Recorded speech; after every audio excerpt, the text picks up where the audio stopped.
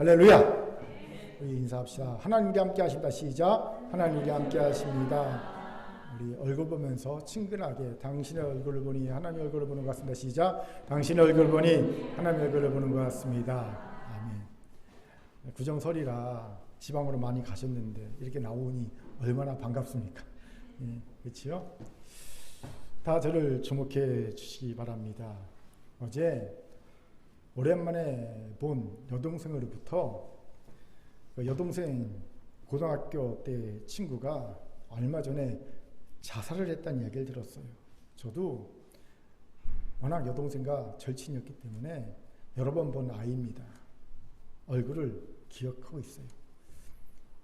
이유를 들어봤더니 남편이 골프를 치다가 갑자기 반신불수가 되어 잘 나가던 사업이 망하고요. 아들 하나는 자살했고 다른 아들은 사고로 뇌의 절반을 잃어버린 거예요. 그런데 살아났어요. 그 다음에 성격이 개팍하게 바뀌었습니다. 엄마를 폭행합니다. 그래놓고 자기가 잊어버려요. 이런 일이 불과 몇 년 사이에 일어난 겁니다. 이런 겹친 불행으로 우울증이 생겨서 고생하다가 얼마 전 스스로 삶을 마감했다고 하더라고요. 조금만 더 참지라는 생각과 삶에 닥친 실패와 불행을 극복하고 역전시킬 내면의 힘이 있었으면 좋았을 걸이라는 생각에 안타까움이 들었습니다. 왜요? 우리의 삶에 닥친 실패와 불행은 견뎌내고 극복하기만 하면 그 가면을 벗고 진정한 성숙과 승리를 주는 존재로 변화하기 때문입니다. 즉 실패와 불행은 가면을 쓴 성숙과 승리예요. 성숙과 승리가요 실패와 불행이라는 가면을 쓰고 나타나거든요. 그렇게 진정한 인생의 승리자들을 보면 하나같이 지독한 실패와 불행을 겪었지만 견뎌내고 극복하여서 그 실패와 불행을 도리어 딛고 일어선 디딤판으로 사용했음을 보게 되지요. 우리가 잘 아는 해리포터 시리즈. 영국 가면요, 전국 해리포터 시리즈 다 있거든요. 런던에 특히. 해리포터 시리즈로 유명한 세계적 베스트셀러 작가 조앤 K 롤링이 어떻게 해리포터라는 놀라운 상상의 작품을 쓸 수 있었을까를 알게 됩니다. 자신이 겪은 실패와 불행 때문이었다는 거예요. 롤링이 영국의 시골에 태어나서 이름 없는 대학을 나오죠. 영문과를 나오죠. 그리고 포르투갈에서 영어 강사를 하다가 결혼합니다. 하지만 곧 이혼하고 생후 4개월 된 딸을 안고 에딘버러에서 초라한 방 한 칸을 얻어 정착합니다. 1년 동안은 일자리가 없어서 생활 보조금으로 연명하는 삶을 살지요. 그 고통의 시절에 내가 딸을 위해 이렇게 살면 안 되겠다라는 결심을 합니다. 그리고 집 근처에 조그만 카페에서 해리포터의 모험담을 종이에 옮기기 시작합니다. 제가 직접 그 카페를 가봤잖아요. 직접 가본 분 있습니까? 전 가봤습니다. 정말 시골의 조그만 카페입니다. 롤링이 해리포터를 썼다는 카페에 가보니 그녀의 불우한 여시가 이 조그만 카페가 정말 잘 어울리더라고요.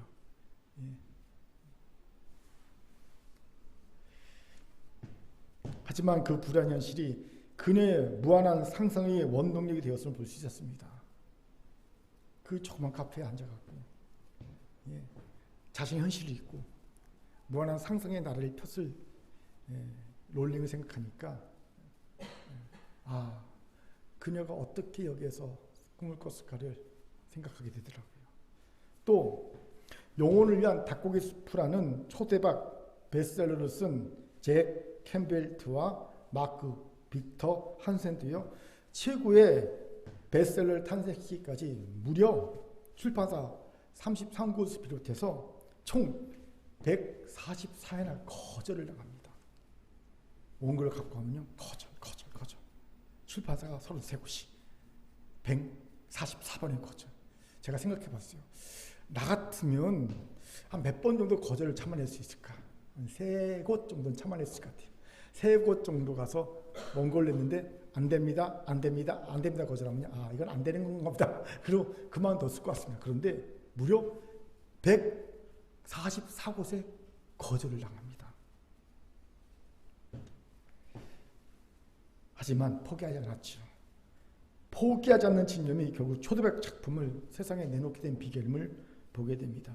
예도 많잖아요. 우리가 잘 아는 14,000번의 실패 끝에 정구를 발명한 토마스 에디슨. CNN 임원으로부터 직접 당신은 장래가 안 보인다고 방송 출연을 정지당했지만 포기하지 않고 끝까지 노력해서 결국 연봉 $10,000,000로 MBC 토크쇼 투데이의 공동 진행자가 된 KT 구릭, 그리고 전설이 됐죠. 한손 투수, NBA 전설 투수가 된 한 손으로만 짐 에벗. 열정과 꿈 하나로 숱한 고난을 이겨내고 현대가를 이룬 고 정정회장 등 사람들에게 도전과 감동을 주는 성공을 이룬 이들은 하나같이 실패와 불행을 딛고 일어나 보란듯이 성공한 이름을 봅니다. 그렇게 진정한 성공을 꿈꾸십니까? 그렇다면 실패를 두려워하지 마세요. 실패했다고 불행해하거나 포기하지도 마시기 바랍니다. 위축되지도 마세요. 실패는요, 그것도 여러분의 실패는 성공을 위한 당연한 통과 예식처럼 여기십시오. 그래 믿으세요. 이건 하나님 일도 마찬가지입니다. 아니 더욱더 그렇습니다. 왜요? 생각해 보세요. 거룩한 하나님의 뜻을 받드는 일인데 우리같이 연약하고 죄성 가득한 인간이 어찌 한 번에 성공할 수 있겠습니까? 이 가능한 일이겠습니까? 당연히 실수와 실패의 연속일 수밖에 없습니다. 이것을 아시는 하나님께서도요, 무궁한 자비와 긍휼로 우리를 대하시는 겁니다. 그렇게 살아온 금교회 성도 여러분, 실수했습니까? 실패했습니까? 내 삶에서 하나님 일에서 민망하고 낙담할 만한 실수와 실패가 있습니까? 그렇다 하더라도 불행해하지 마십시오. 결코 포기하지 마십시오. 제가 종종 이야기하지 않습니까? 포기하지 않는 한 우리는 실패한 것이 아니라고. 왜요? 현재 진행형이잖아요. 여러분, 뭔가를 판단하려면 끝나고 판단해야 되는데 진행되는 걸 어떻게 판단할 수 있겠습니까? 내가 포기하지 않는 한 누구도 판단할 수 없다는 거예요. 실패와 포기는요, 완료된 시점에서, 포기된 시점에서만 가능한 겁니다. 그렇게 이제 다시 도전하세요. 물론 도전했다고 다 성공할 수는 없습니다. 또 실패할 수도 있습니다. 하지만 될 때까지 하세요. 분명 하나님이 위대한 성공을 허락하실 날이 올 겁니다. 그 딱 한 번의 성공이면 됩니다. 그 딱 한 번의 성공이 우리의 삶을 바꿀 수 있어요. 바라기는 오늘 실패를 두려워하지 않고 다시 도전하는 귀한 결단들이 우리에게 있기를 주의 이름으로 축원합니다. 아멘. 자, 저를 따라합시다. 실패는 있어도 옆분을 보면서 불행과 포기는 없습니다. 불행과 포기는 없습니다. 아멘. 이런 우리에게 오늘 본문의 다윗이 큰 통찰을 주죠. 왜입니까? 그토록 염원하고 온 나라의 행사로 대대적으로 치렀던 법궤 옮기기 행사가 법궤를 옮기던 중 우사가 하나님의 지심으로 즉사하고요. 법궤는 예루살렘 성이 아닌 오베데돔의 집으로 옮겨졌기에 비참한 실패로 끝났음에도 다시 용기를 내서 법궤 옮기기를 시도하고 있는 다윗의 모습을 볼 수 있기 때문입니다. 그리고 대성공을 거두죠. 여기서 이런 의구심이 듭니다. 목사님, 뭐 그 정도 실패가 뭔 큰 실패입니까? 전쟁에서 진 것도 아니고 그깟 법궤 옮기기에 실수 한 번 한 것을 뭐 그리 큰 실수라고 말씀하십니까? 이런 말을 하는 분은 잘 모르고 하는 말입니다. 법궤 옮기기의 실패는요, 사실 다윗의 리더십과 다윗 왕조의 권위에 굉장히 큰 충격을 주는 큰 실패였습니다. 왜입니까? 잘 들어보세요. 다윗이 법궤를 옮기면서 어떤 대의명분을 내세웠습니까? 역대상 13장 3절을 힘있게 읽겠습니다. 시작. 우리가 우리 하나님의 궤를 옮겨오자 사울 때에는 우리가 궤 앞에서 묻지 아니하니라 하매. 다윗은요, 전이망 사울이 하나님께 묻지 않았기에, 즉 법궤 앞에서 하나님께 묻지 않았기에 나라가 망했다고 말합니다. 이건 역대상 10장 14절의 역대기 저자의 견해와 같은 겁니다. 역대상 10장 14절에서 저자는요, 이렇게 말합니다. 여호와께 묻지 아니하였으므로 여호와께서 그를 죽이시고, 그는 사울입니다. 그를 죽이시고 그 나라를 이새의 아들 다윗에게 넘겨주셨더라. 이렇게 기록하고 있어요. 그런데 왜 다윗이 이런 말을 하는지 아십니까? 전임왕 사울과 자신을 차별화하면서 자신이 전임왕보다 하나님을 더 잘 섬기는 하나님이 세우신 왕임을 부각시키기 위해서입니다. 그래야 자신의 왕조가 굳건히 서지요. 대의명분이 확실하니까. 또 왕권이 더욱 강력해질 수 있으니까. 여러분, 법계를 옮기는 일은요, 그렇기에 단순한 종교적 열심만으로 이루어진 일이 아니라 새로운 왕조의 대의, 명분과 국론 통합이라는 고도의 정치적인 계산까지 깔린 정치적 행위였다는 겁니다. 종교적 행위가 1순위지만 플러스 정치적 행위도 같이 깔린 거예요. 그런데 그 행사가 비참하게 실패하고 만 겁니다. 그것도 하나님의 진노로. 이것이 자칫 어떻게 백성들에게 이해될 수 있었을까요? 하나님이 다윗 왕조를 인정하지 않으신 것은 아닐까? 다윗은 진짜가 아닌 가짜 왕은 아닐까? 이런 의구심을 품게 하기에 충분한 실패였다는 거죠. 그리고 아직도 잔존하고 있는 사울 왕가를 복원하고 싶은 이들에게, 사울 왕가의 복원을 꿈꾸는 이에게는요, 얼마든지 다윗 왕가를 흔들 수 있는 좋은 호재가 된 겁니다. 아하. 그래, 봐라. 하나님이 다윗의 왕조를 미워하시기에 법궤 옮기기를 하나님 막으셨지 않느냐. 이 빌미를 줄 수 있잖아요. 그러니 이건 단순한 실수가 아니라 아주 치명적인 실패였던 겁니다. 또한 이 실패는요, 다윗이 등극하고 나서 처음으로 주도한 전 국가적인 행사였다는 점에서 크게 자존심이 상하는 실패였다는 거죠. 다윗이요, 통일왕국의 임금이 되고 난 사람 제일 먼저 한 행위가 뭡니까? 법궤 옮기기였거든요. 근데 그게 실패한 거예요. 이건 마치 취임 1년 반 동안 내세울 만한 시적이 하나도 없어서 스스로 대한민국 영업사원 1호를 자처하며 뻔질나게 외국을 들락날락거렸지만 결국 119대 29표라는 대한민국 역사상 최악의 점수로 부산 엑스포 유치에 실패한 윤석열 정권의 실패보다 더 큰 실패였던 거죠.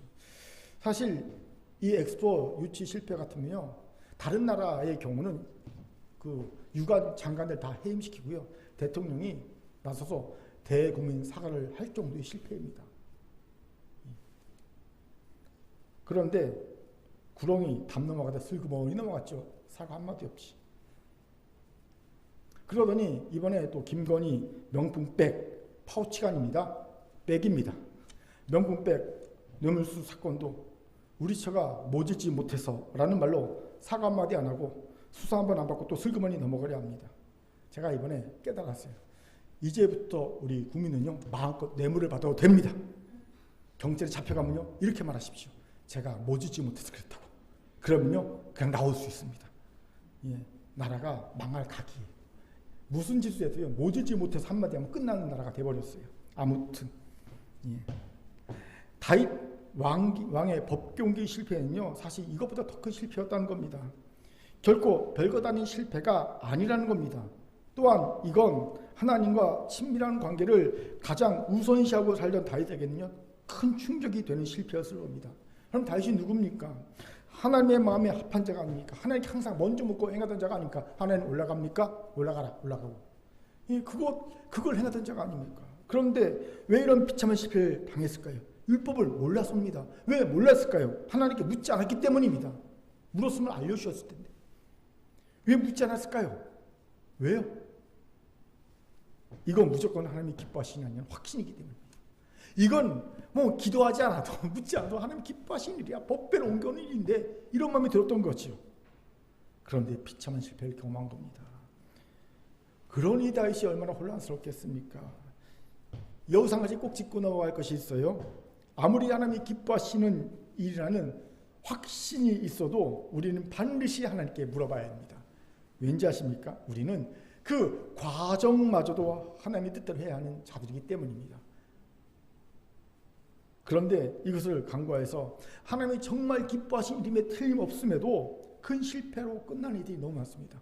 이건 너무 하나님이 확실하게 좋아하시는 일인데 그 과정이 하나님의 뜻이 아니야. 그래서 실패로 끝내버리는 거예요. 그렇게 꼭 기억하시기 바랍니다. 아무튼 이 실패는 다윗이 기도하지 않았고 다윗이 율법에 무지했음을 만천에 드러내는 충격적 사건이었던 겁니다. 다윗 왕이라면 좀 과장되게 말하면 부하들과 국민들에게 하나님과 동기동창 정도로 여겨졌던 사람이었잖아요. 하나님과 친밀하게 동행하는 자, 하나님이 어디든지 함께 하셔서 이기게 하는 자, 그런 말이 따라붙은 다윗인데, 백성들이 부하들이 이제 다윗에게 의구심을 갖게 되는 거죠. 아닌데 다윗도 아닌가 보다, 이렇게 의구심을 갖고 쳐다볼 만한 사건이었던 거죠. 보세요. 우리가 쉽게 그 정도 실패 가지고 뭘 이라고 할 실패가 아니었음을 생각해 볼 수 있습니다. 이 큰 실패를 다윗은 딛고 일어섭니다. 그 실패에 끝까지 불행해하지도 않고요, 두려워하지도 않고요, 위축과 포기도 하지 않습니다. 다시 도전해서 보란듯이 대성공을 거둡니다. 한마디로 다윗은 자신의 실패와 패배를 실패시키고 패배시켜버립니다. 그렇게 우리도 다윗처럼 됩시다. 우리도 다윗처럼 우리의 패배를 패배시킬 수 있는 우리가 되길 바랍니다. 아멘. 자, 저를 따릅시다. 다윗처럼 우리도 본범에서 패배를 패배시킵시다. 시작. 패배를 패배시킵시다. 아멘. 여기서 중요한 질문이 생기죠. 어떻게 다윗은 이런 큰 실패를 딛고 일어나 패배를 패배시킬 수 있었을까? 같이 알아봅시다. 먼저 다윗은요, 하나님께 대한 오해를 풀었음을 봅니다. 묻겠습니다. 나곤의 타작마당에서 웃사가 죽자 다윗은 법궤를 원래 목적지인 예루살렘 성이 아닌 오베데돔의 집으로 옮기지요. 이런 다윗의 선택이 이상하지 않습니까? 저는요, 본문을 보면서 이상하다라는 생각이 들었어요. 왜요? 저 같으면요, 그냥 옮기던 김에 마저 예루살렘 성으로 법궤를 옮겼을 것 같기 때문입니다. 제가 이런 생각한 이유가 있어요. 일단 법궤가 있던 기럇 여림에서 예루살렘 성까지 거리가 그리 멀지 않습니다. 제가 직접 이스라엘 지도를 가지고 실측해 봤어요. 했더니 직선 거리로는 15km가 안 되고요. 당시 도로를 따라 움직이는 그 도로를 보면 기브원 라마 기브와 이 도로를 따라가는데, 이 도로를 따라가도 23km가 채 안 됩니다. 더군다나 웃사가 죽은 나곤의 타작마당은요, 예루살렘 성 근방에 있는 곳입니다. 무슨 말입니까? 법궤가 이미 목적지에 거의 다 왔다는 겁니다. 목적지에 거의 다 와서 사고가 터진 겁니다. 그러니 그냥 법궤를 그 자리에 놓고 있었던 모를까? 어차피 법궤를 옮길 거면 다시 되돌아서 오베데돔의 집으로 갈 것이 아니라 그 법궤를 들고 얼마만 조금만 가면 되니까 예루살렘 성으로 갔다가 나와서 될 것 같아요. 그래서 저 같으면요, 너무 무서워서 법궤를 그냥 사고 난 그 자리에 딱 넣을 거 아니라면, 어차피 법궤를 다시 옮겨서 어디론가 갈 거라면 굳이 돌려서 오베데돔으로 집으로 가지 않고 어디로 가요? 예루살렘 성으로 되돌릴 것 같습니다. 예루살렘 성으로 데리고 갈 것 같습니다. 그런데 다윗은요, 당초 계획이었던 예루살렘 성이 아닌 오베데돔의 집으로 법궤를 보내는 결정을 합니다. 그러니 이상하다는 거예요. 다윗이 왜 이런 결정을 했을까요? 우리는 이런 결정에 대한 이유를 다윗의 말에서 찾게 됩니다. 사무엘하 6장 9절을 같이 읽겠습니다. 시작. 다윗이 그날에 여호와를 두려워하여 가로되 여호와의 개가 어찌 내게로 오리오 하고. 아멘. 놀랍게도 그렇게 하나님을 친근히 대하던 다윗이 하나님을 두려워하기 시작합니다. 그리고 하나님이 자신을 미워하신다고 같이 생각합니다. 여호와의 개가 어찌 내게로 오리요. 이 말은요, 범죄하여 하나님의 미움을 받고 있는 내가 어떻게 하나님의 괴를 모실 수 있겠느냐라는 의미입니다. 그는 실수한 자신을, 실패한 자신을 하나님이 미워하신다는 생각을 가지고 있음을 보게 돼요. 내가 실패했어, 실수했어, 그러니 하나님 날 미워하실 거야. 그렇게 다윗은 두려워하는 거지요. 이 부분에 대해 현대어 성경은요, 이렇게 의역합니다. 잘못하다가는 식구들만 다 죽일지 모르겠다. 내가 이 법궤를 예루살렘 성으로 데려오면, 모시고 오면 하나님 날 미워하시기 때문에 잘못하다가 내 식구들마저 다 죽겠다. 이런 말을 하는 것으로 의역하고 있어요. 현대어 성경은요. 하나님을 크게 두려워하는 다윗을 확인하는 순간이지요. 그렇게 다윗은 법궤를 예루살렘 성으로 옮길 엄두조차 못 내고 길을 돌려 오베데돔의 집으로 보낸 겁니다. 그런데 이러던 다시 변합니다. 기쁨으로 법궤를 다시 예루살렘 성으로 모셔오기로 합니다. 그리고 그 계기가 된 것이 바로 오베드돔에 대한 소식이죠. 역대상 13장 14절을 같이 읽겠습니다. 시작. 하나님의 개가 오베드돔의 집에서 그의 가족과 함께 석 달을 있으니라. 여호와께서 오베드돔의 집과 그의 모든 소유에 복을 내셨더라. 아멘. 보세요. 큰 재앙을 내던 법궤가 뜻밖에도 오베드돔의 집에 있던 석 달 동안 오베드돔의 집에 큰 복을 내려주십니다. 이 소식을 다시 못 들었을 리가 없죠. 이때 다윗이 무슨 생각을 했을까요? 아, 내가 오해했었구나 라는 생각을 했을 겁니다. 어떤 오해일까요? 먼저는 법궤를 옮기는 것이 하나님의 뜻이 아닐지 모른다라는 오해였을 겁니다. 아마 다윗은 우사가 죽자 법궤를 옮기는 건 하나님의 뜻이 아닌가? 내가 착각했나? 순간에 혼동이 왔을 겁니다. 그러니 성으로 못 갖고 온 거지요. 그런데 오베드돔의 집에 내린 복 소식 듣고 다윗은 자신의 오해에서 깨닫습니다. 아, 법궤를 옮기는 것이 하나님 기뻐하신 일이었구나 깨닫게 되는 겁니다. 오해가 풀린 거죠. 두 번째는 하나님의 진노에 대한 오해였습니다. 하나님은 그 자녀의 잘못에 대해 때로는 진노하십니다. 하지만 그 진노를 오래 품지 않으시고요. 바로 인자와 공의를 베푸시는 사랑의 하나님이십니다. 이걸 다윗이 깨달은 거예요. 사실 다윗은 석 달 동안 하나님의 진노를 무수하며 지냈음을 봅니다. 법궤를 회피한 석 달 동안 다윗이 얼마나 무서웠겠습니까? 예배나 제사나 기도나 제도 드렸겠습니까? 벌벌 떨었겠죠. 그런데 오베드돔의 집에 복을 내셨다는 소식을 듣고 다윗은요, 아, 하나님이 진노를 푸셨구나 깨닫습니다. 다윗의 모든 오해가 말끔히 해소된 거지요. 그렇게 다윗은 다시금 법궤 옮기기를 시도할 수 있었음을 봅니다. 이곳에 주목합시다. 많은 신앙인이요, 다윗처럼 실수와 실패로 생긴 두 가지 오해로 인해 실패와 불행을 극복하지 못하고 삶을 보지요. 하나는 자신이 하는 일이 하나님의 뜻이 아니라는 오해고요. 다른 하나는요, 자신의 실수와 실패에 대해 하나님이 나를 위하신다, 여전히 내게 진노하고 계신다라는 오해입니다. 하나하나 살펴보죠. 먼저 하던 일 실패만 하나님의 뜻이 아닙니까? 내가 어떤 일 하던데 세상이 말하는 실패를 했어요. 그럼요, 이건요 하나님의 뜻이 아닙니까? 맞습니까? 틀렸습니다. 쉽게 판단할 수 없어요. 내가 존경하는 말이지만 성공과 실패의 기준은요, 순종의 여부이지 세상에 정한 그들의 기준이 아닙니다. 만약 세상의 기준으로 성공과 실패를 따진다면 모세도 실패자입니다. 생각해 보세요. 그는 출애굽한 1세대 약속대로 가나안 땅에 들여보내지 못했습니다. 모세 자신도 가나안 땅에 못 들어갔습니다. 세상적인 기준으로 보면 모세는 실패자죠. 그래서 성경은요, 그를 실패자로 맞지 않습니다. 왜요? 하나님이 성공과 실패의 기준을 보신 것은요, 순종의 여부이기 때문입니다. 그는 순종에 성공한 사람이잖아요. 그렇게 하나님은요, 그를 실패자로 말씀하지 않습니다. 여러분 기억하십시오. 우리의 성공과 실패의 기준은 세상과 다릅니다. 우리는 순종 여부가 실패와 성공의 기준입니다. 또 사실 성공과 실패는요, 당시 상황으로만 판단해서는 안 됩니다.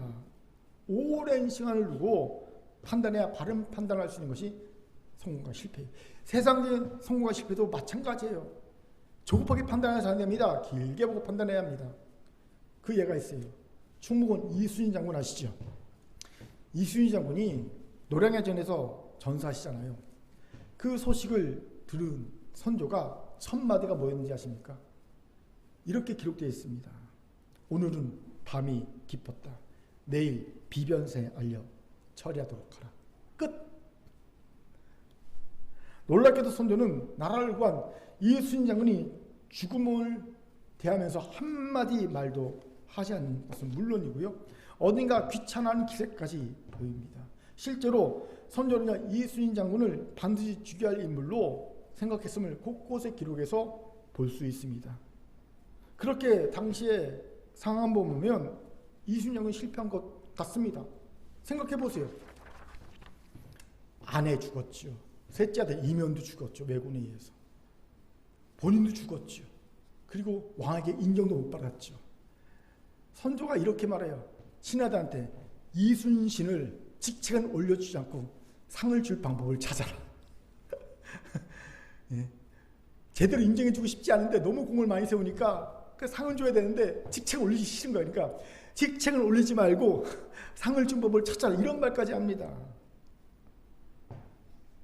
하지만 200년 뒤 이순신 장군에 대한 자료를 모아 이순신 장군을 제대로 평각 후세에 알린 오늘날 우리가 알고 있는 대로 그를 나라를 구한 민족의 영웅으로 알린 이가 있습니다. 누군지 아세요?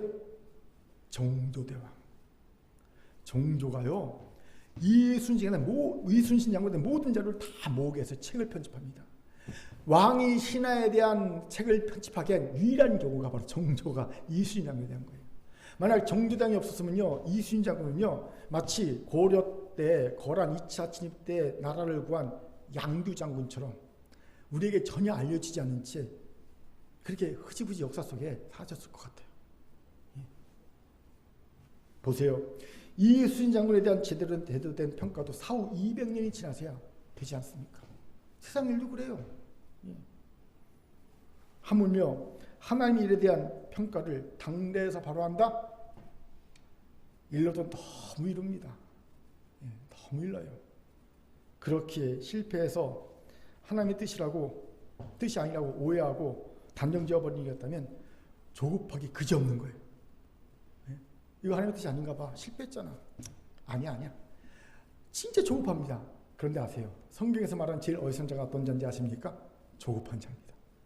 잠언 29장 20절 같이 읽겠습니다. 시작. 내가 말이 조급한 사람을 보느냐 그보다 미련한 자에게 오히려 희망이 있느니라. 아멘. 잠언이 말하는 가장 어리석은 자, 최고의 어리석은 자, 조급한 자예요. 조급한 자. 그렇게 실패했다고 하나님의 뜻이 아니라는 어리석은 단정을 버려버리고 믿음에 굳게 서길 바랍니다. 아멘. 두 번째로 하나님이 자신의 실패에 대해 자신을 미워하시고 여전히 진노하고 계시는 오해를 가진 이도 많더라고요. 이것도 큰 오해입니다. 여러분 하나님의 진노는 잠깐이지만 하나님의 사랑은 무궁하십니다. 우리는 이런 하나님을 누가복음 15장의 탕자의 아버지에서 보게 되죠. 탕자 아버지는 놀랍게도 먼저 용서해 놓고 탕자가 돌아오길 기다리시는 사랑의 아버지. 저는 이 순서가 놀라웠습니다. 돌아오니 용서해 준 것이 아니라 이미 용서해 놓고 돌아오길 기다리는 모습이 제가 가졌던 아버지 하나님께 대한 오해를 깨버렸습니다. 저는요 돌아와야지만 용서해 주는 고정관념을 갖고 있었어요. 아유 돌아와야지 용서해 주는 것이 돌아오지 않는데 또 용서해 줘. 근데 아니더라고요.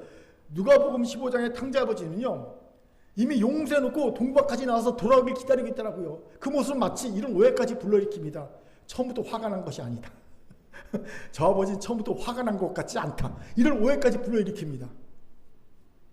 그러면서 기다렸다가 오니까 얼싸안잖아요. 자, 깨달은 게 뭔지 아세요? 하나님은 용서해 놓고 돌아오길 기다리신다. 그런데 우리가 돌아올 때 비로소 그 용서의 효력이 발휘된다. 아, 그렇구나. 제가 저를 보니까 그렇더라고요. 저를 보니까 하나님이요, 저도 제가 돌아가서 용서해 주신 것이 아니라 하나님이 용서해 놓고 내가 돌아오길 기다리셨다는 경우가 거의 대부분이더라고요. 그리고 내가 회개하고 하나님께 돌아가니까 비로소 이미 해주셨던 용서가 효력이 발생되는 거더라고요. 아, 나만 그런 게 아니라 또 성도도 그렇더라고요. 성도도 보니까 하나님이 우리가 회개하고 돌아가 용서해 주신 것이 아니라 이미 용서해 놓으시고 우리가 회개하고 돌아오길 기다리셨다는 걸 내가 깨닫게 됐더라고요.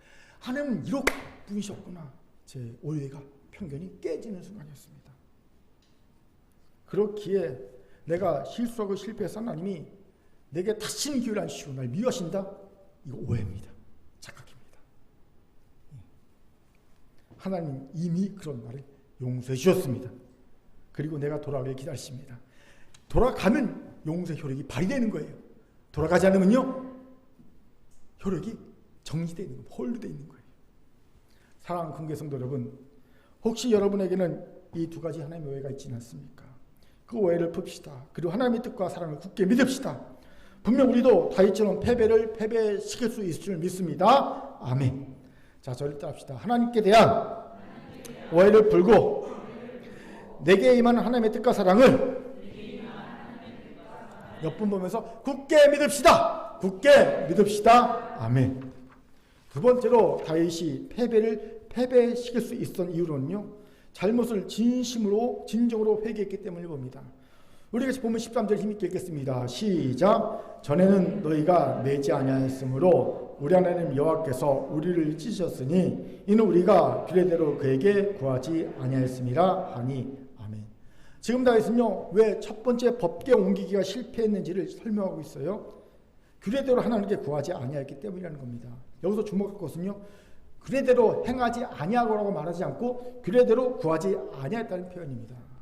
여기서 구하다로 번역된 히브리어는요, 자주 찾다, 구하다, 문의하다, 탐사하다, 조사하다는 뜻의 단어예요. 즉 다윗은 법궤를, 언약궤를 매는 법에 대해 하나님께 묻지 않았고 율법을 탐구하고 조사하지 않았다는 겁니다. 이것의 의미가 뭔지 아세요? 다윗이 왜 실패했는지에 대한 근본 원인을 철저히 조사하고 탐구해서 알아냈다는 겁니다. 아, 법궤를 하나님의 방법대로 옮기지 않았구나. 그리고 다시는 그 실패 원인을 반복하지 않겠다고 말하고 있는 거예요. 이게 바로 진정한 회개의 모습입니다. 아십시오.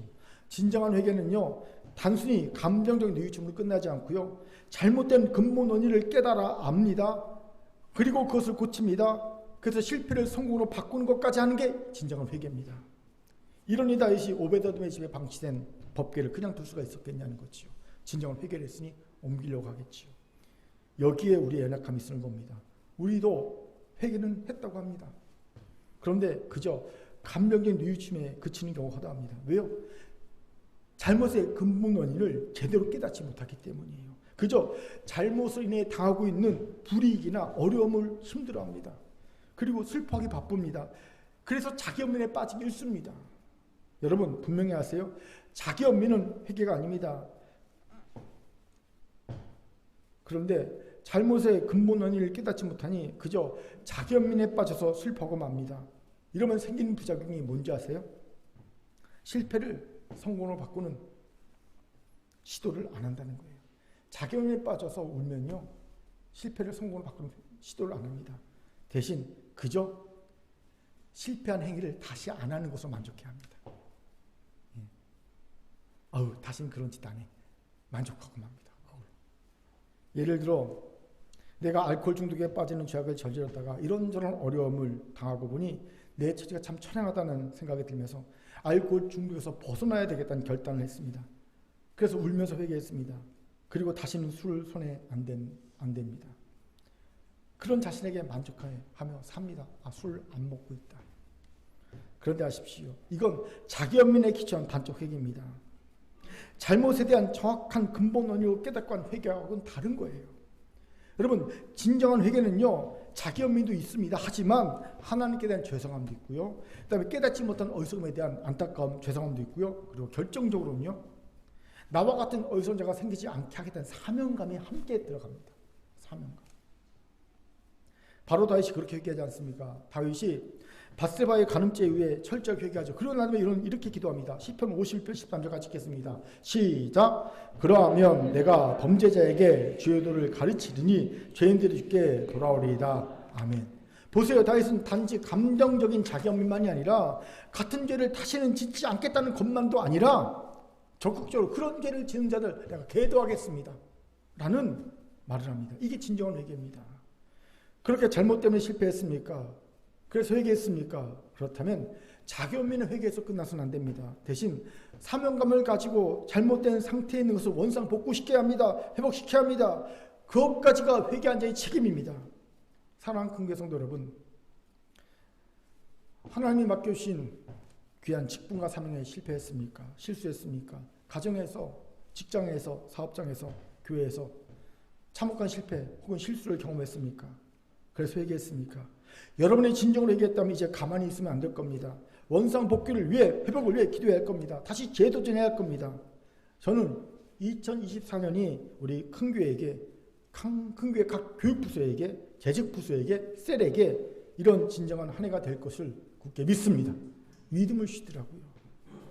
그러나 하나님이 이 말씀을 주신 것이 아니겠습니까? 이 말씀을, 여러분의 말씀을 받으세요. 하나님은 그런 에게 성령으로 말미암아 능력을 주실 겁니다. 이 성령으로 말미암아 주신 능력으로 재도전하게 하시고요. 다윗처럼 패배를 패배시키는 놀라운 역사가 날 줄 믿습니다. 아멘. 자, 저를 따릅시다. 진정한 회개로 회복에 도전합시다. 회복에 도전합시다. 아멘. 마지막 세 번째로 다윗이 패배를 패배시킬 수 있었던 이유는요. 그가 입을 크게 열어 패배를 전화위복의 기회로 삼았기 때문이라는 겁니다. 무슨 말입니까? 본문을 보면 아주 자세하게 기록이 되어 있는 내용이 있어요. 바로 레위인의 중요 가문에 대한 족보 4절부터 10절까지, 그리고 레위인들을 성격한 내용 11절부터 15절까지, 레위인들에게 하나님을 찬양하는 새로운 인물을 부여하는 내용 16절부터 28절까지 내용이 자세하게 기록되어 있어요. 이것을 의미한 바가 뭘까요? 다윗은요, 율법을 조사하다가 법궤를 옮기는 레위인에 대한 율법을 자세히 조사하다가 레위인이 얼마나 중요한지 깨닫게 된 거예요. 그래서 이참에 우리 이런 말 있잖아요. 떡 본 김에 뭐 한다고요? 제사 드린다고. 이참에 흩어져 있던 레위인들을 모읍니다. 구별되지 않았던 레위인들을 구별하게 거룩하게 합니다. 그들에게 하나님을 찬양하는 새로운 인물을 부여하는 등 레위인 조직을 제대로 갖추는 전화위복의 기회로 삼고 있습니다. 그렇게 다윗은 힘있게 다시 법궤를 옮기는데 재도전할 수 있었고요. 패배를 패배시킬 수 있음을 보게 되지요. 이것에 주목합시다. 우리가 언제 재도전의 용기와 믿음을 가질 수 있는지 아십니까? 그 재도전을 통해 나와 공동체가 도리어 전화위복의 효과가 있음을 깨닫게 될 때입니다. 하나님이 나의 실패를 통해 합력과의 선을 이루시는 놀라운 역사를 해주실 것을 깨닫게 될 때는 거예요. 될 때입니다. 그러면 주저하지 않습니다. 용기를 내어서 다시 도전하게 됩니다. 패배를 패배시키는 이가 되는 순간이지요. 그렇게 재도전하는 이들은 그냥 재도전하지 않습니다. 반드시 전화위복의 기회가 돼도 이를 만듭니다. 다시 그랬듯이 말이죠. 구체적으로 예를 들면 가족을 구원하다가 실패했습니까? 모처럼 설날에 가족 구원을 하려고 복음을 딱 전하다가 한 방에 그냥 박살냈습니까? 그렇다면 이제는 전화위복이 되도록 재도전하려면 어찌할까요? 내 실패의 이유를 정확히 분석하는 겁니다. 기도가 부족했다. 말씀을 좀 더 정교하게 준비하지 않았다. 용돈을 또 확실하게 드려야겠다. 뇌물을 써야 되는데, 그렇죠? 뇌물은 사람 몸을 풀잖아요. 부족했다. 정확히 분석하는 겁니다. 그리고 고치려고 노력하는 겁니다. 또한 나를 위한 중보자를 모으는 겁니다. 내가 이번에 가족에게 복음을 증거를 하는데 나를 위해 기도해 주십시오. 한 2-3명 정도 기도 부탁하는 겁니다. 그리고 구체적 기도 중을 나누는 거지요. 그리고 그때까지 거룩한 삶을 유지하는 겁니다. 내가 복음을 증거할 때까지 3일이면 3일, 일주일 말과 행동에서 조심하는 겁니다. 하나님 앞에 정결한 마음으로 그날을 위해, 디데이를 위해 준비하는 겁니다. 그리고 이 가족권이 교회와 하나님의 나라에 어떻게 영광이 될지 고민하고요. 그리고 하나님께 기도하는 겁니다. 그리고 디데이 날 결단대로 행하는 겁니다. 그러면 전화위복이 되어 패배를 패배시킬 수 있게 되는 거죠. 그런데 문제는 이렇게까지 한 일이 드물다는 겁니다. 그저 실패를 원상복구하는 것만 급급해야 합니다. 단순 봉합하고 마칩니다. 여러분, 단순 봉합은요 안 돼요. 예. 새로운 꿈과 비전, 더 나은 무언가를 기대하지 않습니다. 그러면 그만큼 재도전할 힘과 용기가 약화됩니다. 하나님의 도우심도 크게 기대할 수 없습니다. 패배를 패배시킬 수 없고요. 언젠가는요 다시금 더 큰 패배를 당하고 맙니다. 단순 봉합하게 되면. 롯을 보십시오. 그는 전쟁포로에서 삼촌 아브라함에게 구원을 받죠. 아브라함이 집에서 키운 318명의 가신을 데리고 가서 롯을 구해내죠. 롯의 입장에서는 큰 실패를 경험한 겁니다. 그런데 그는 그 큰 실패를 전화위복의 기회로 삼지 못하죠. 그는 그저 무법하고 음란한 소돔성에서 자기 하나 지키기에 급급해하며 삽니다. 베드로서 2장 7절을 같이 읽겠습니다. 시작. 무법한 자들의 음란한 행실로 말미암아 고통당하는 의로운 롯을 건지셨으니. 저는 그나마 롯이 소돔성에서 자기 하나 지키려고 아둥바둥거리며 산 이유가 이 한 번의 그 실패를 경험했기 때문이 아닐까. 그 실패 때 삼촌 아브라함의 자신을 구원한 그 경험 때문이 아닐까라는 생각을 합니다. 그렇기에 그나마 자기 하나 지키려고 아둥바둥거리며 살지 않았을까 싶습니다. 그런데 딱 거기까지밖에 못합니다. 딱 거기까지. 그저 그는 자기를 지키며 소돔 등 사람들과 무탈하게 지내는, 원만하게 지내기만을 원하며 살았음을 봅니다. 그래, 나 하나 구원받고 안 믿는 사람들하고 그냥 평화롭게 지내자. 요 정도로 무탈하게 지내는 것 꿈꾸며 살았음을 봅니다. 그 결과 그는요, 크나큰 패배를 당하고 맙니다. 이보다 더 비참할 수 없는 삶을 살게 되죠. 그런데 안타깝게도 롯과 같은 이들이 많아요. 하나님이 그 삶에 패배를 허락해 주십니다. 크든 작든. 왜일까요? 원인을 분석하고 깨달아 이제는 회복과 원상복구를 넘어 전화위복의 단계까지 가라는 뜻이에요. 그런데 대부분요, 회복과 원상복구에 만족합니다. 그저 단순한 봉합에 만족합니다. 제가 거기까지 아니라고 만족하지 말라고 해도요, 손살에 칩니다. 아유, 목사님 무슨 말씀요? 여기까지도 정말 죽을 똥 말똥해서 왔습니다. 아유, 그냥 저는 여기서 그냥 그칠래요. 이렇게 말합니다. 단순 봉합은 안 돼요. 예. 겨우 붙여놓으면 그 아무것도 아닙니다. 왜요? 곧 더 큰 패배가 몰려올 것이기 때문입니다. 그때는요, 지금 데미지는 10이라면 그때 데미지는 100이에요. 예? 이거 분명히 들으셔야 됩니다.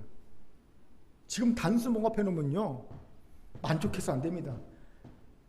시간이 지나서 더 큰 패배가 올 때 그때 데미지는요, 10배, 100배 늘어날 수 있어요. 그렇기에 원상회복과 원상복구에 멈추지 마세요. 전화위복까지 나가야 합니다. 인류의 사랑하는 큰교회 성도 여러분, 이제 입을 넓게 열고 구하세요. 실패했다면 더욱 입을 넓게 열고 구하세요. 더 좋은 것, 더 완벽한 것, 더 멋진 것, 더 신나는 것을 구하세요. 드디어 사탄 자꾸 이렇게 정죄할 겁니다. 야, 실패한 주제에 원상복구도 감지덕지지. 너무 욕심이 과한 것 아니야? 그러면 너 또 실패해. 이 속임수에 속지 마십시오. 예수 그리스도의 이름으로 사단의 이 속임수를 여러분 처단하시기 바랍니다. 실패했을 때 더 크게 구해야죠. 이제 우리가 입을 크게 벌려 구할 것이 무엇인지를 구체적으로 하나님께 여쭤보세요. 여러분의 가정의 문제, 여러분의 직장의 문제, 사업의 문제, 큰교의 문제, 우리가 실패했기에 입을 더 크게 벌려 구할 것 무엇인지 하나님께 물어보세요. 그리고 그것을 적어보세요. 적고 그것을 묵상해보세요. 여러분, 왜 이게 중요하냐면요, 하나님께 구해서 적어서 묵상하면요, 그 묵상하는 동안에 여러분의 영혼의 기대와 소망이 생길 것이고요, 기대와 소망이 생기면요, 여러분에게 더 간절한 기도가 나올 거예요. 확실히 그렇습니다. 다시 이 간절한 기도가 여러분에게 재도전할 믿음의 용기를 더해 줄 믿습니다.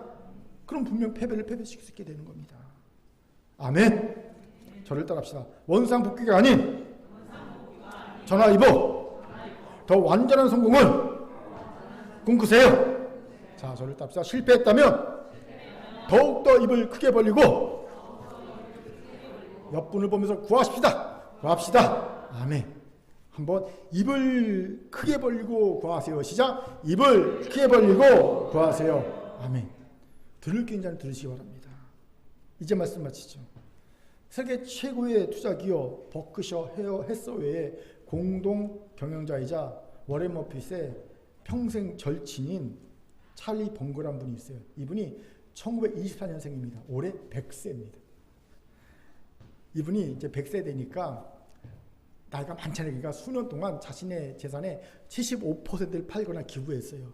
그럼에도 현재 재산이 3조 2285억입니다. 75%를 팔고 기부했음에도. 이런 번거를 미국의 금융미디어 사이트인 벤징가닷컴은 여러 차례 고난을 겪었지만 좌절하지 않고 자신이 배운 지식을 아낌없이 전함으로 당대 가장 성공적인 투자자 중 한 명이 되었다고 전하더라고요. 작년 12월 달에 기사였습니다. 실제로 그는요, 이런 일을 갖고 있어요. 대학생 때 2차 세계대전이 터지니까 2차 세계에 참전하려고 대학교를 중퇴합니다. 전쟁에 참여했다 살아나오죠. 그러니까 중퇴했으니까 어떻게 합니까? 혼자 독학으로 공부해서 변호사가 됩니다. 그리고 결혼도 합니다. 잘 나가는 것 같았어요. 애도 낳고. 근데 그만 원치 않게 29살 나이에 이혼을 당합니다. 당시 미국은요, 이혼당하면요, 지금도 그렇지만 모든 재산을요, 아내에게 빼앗깁니다. 아내한테 모든 재산을 다 빼앗기고, 거의 알거지 수준이 됩니다. 그리고 당시 미국은 되게 보수적이라 이혼남에게 딱지가 붙어요. 이혼남이라는 딱지를 딱 붙입니다. 사회적인 지탄의 대상이 되는 거예요. 가정을 지키지 못했다. 그럼 더 큰 불행은요, 그 나이 30대 때 어린 아들 테디가 백혈병에 걸려버립니다.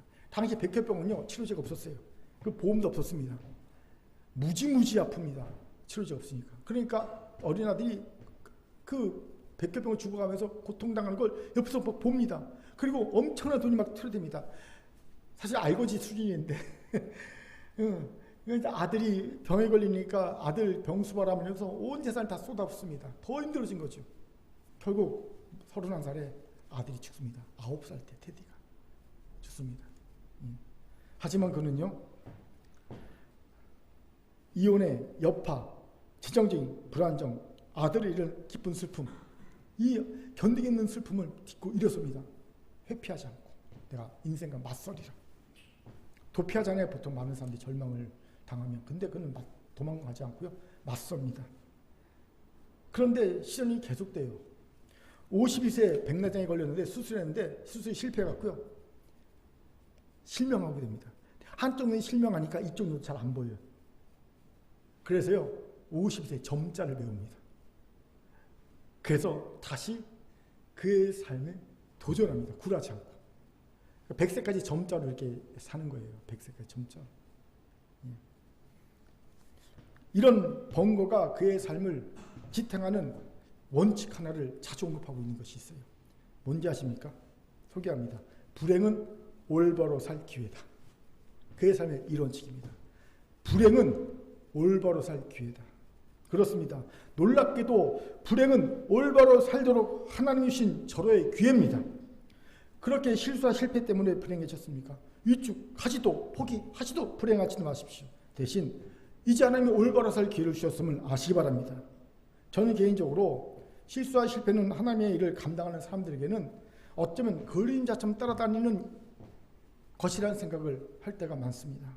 왜요? 이미 말씀드렸듯이 연약한 이들이 감히 거룩한 하나님의 일을 해나가니 어찌 실수와 실패가 없겠습니까?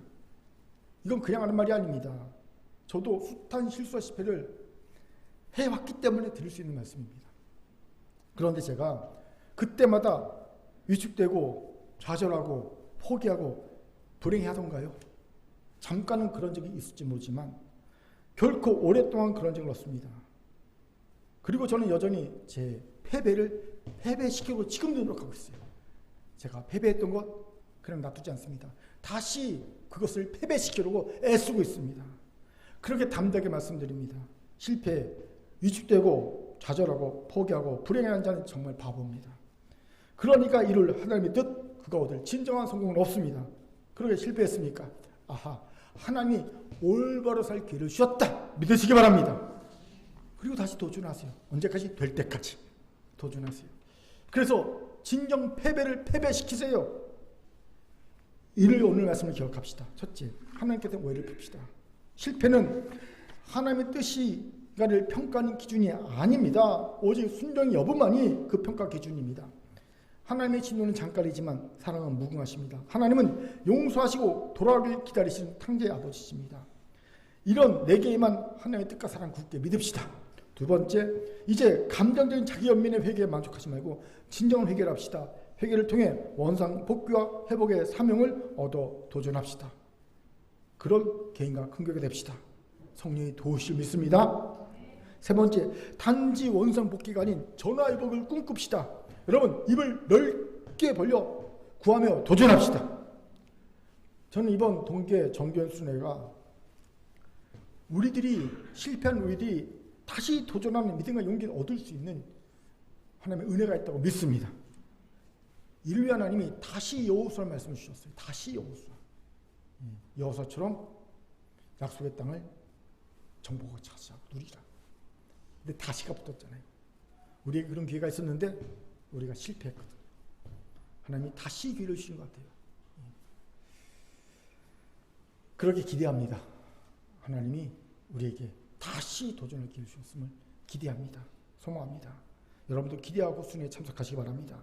우리 모두 패배를 패배시키는 큰 교회 성도가 되기를 주님을 축원합니다. 아멘. 하나님의 말씀이었습니다. 기도하겠습니다. 사랑과 자비하는 참 감사합니다. 이제 우리가 다윗처럼 여호수아처럼 다시 도전하여서 패배를 패배시키는 자로 성공적인 승리한 인생이 되도록 역사하여 주옵소서. 이런 결단한 자에게 성령으로 충만히 임자하여 주옵소서. 감사드리며 예수님 이름으로 기도합니다. 아멘.